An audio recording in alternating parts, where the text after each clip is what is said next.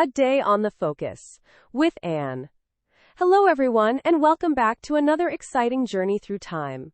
Today is February 6th, and boy do we have a lot to unpack. First off, let's talk about kings and queens, because apparently February 6th is a big day for royalty.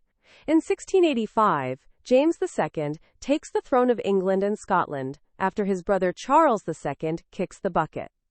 Talk about a sibling rivalry.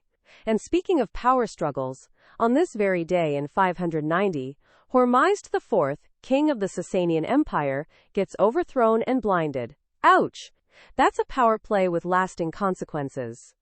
But it's not all about kings and bloodshed, folks. On this day in 1819, Sir Thomas Stamford Raffles signs the Treaty of Singapore, effectively founding modern Singapore.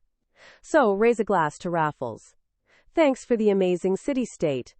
We also have some historical firsts, then Restec. In 1840, the Treaty of Waitangi is signed, establishing New Zealand as a British colony.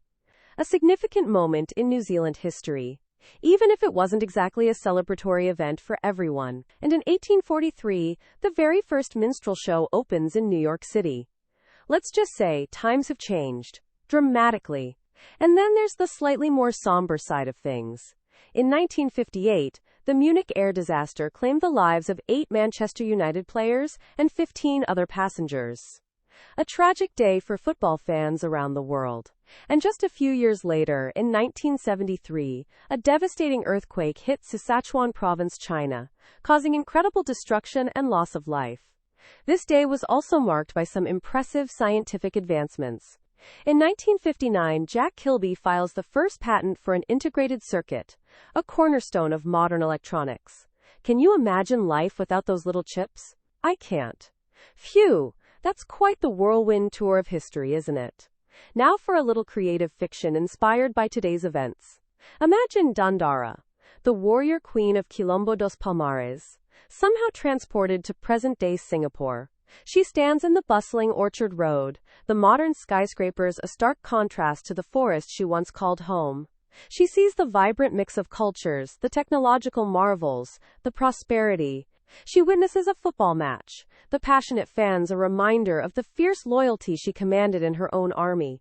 Does she marvel at the progress of humanity, or does the memory of her own tragic end linger, a reminder of the price of freedom? The question remains, what would Dandara think of this world? A world so different from the one she knew, a world touched by both the triumphs and tragedies we've discussed today. What would she make of the treaty that founded this modern city, so far removed from the battles and struggles of her time? That's all the time we have for today's A Day on the Focus. Join me tomorrow for another fascinating journey through history. Until then, keep exploring.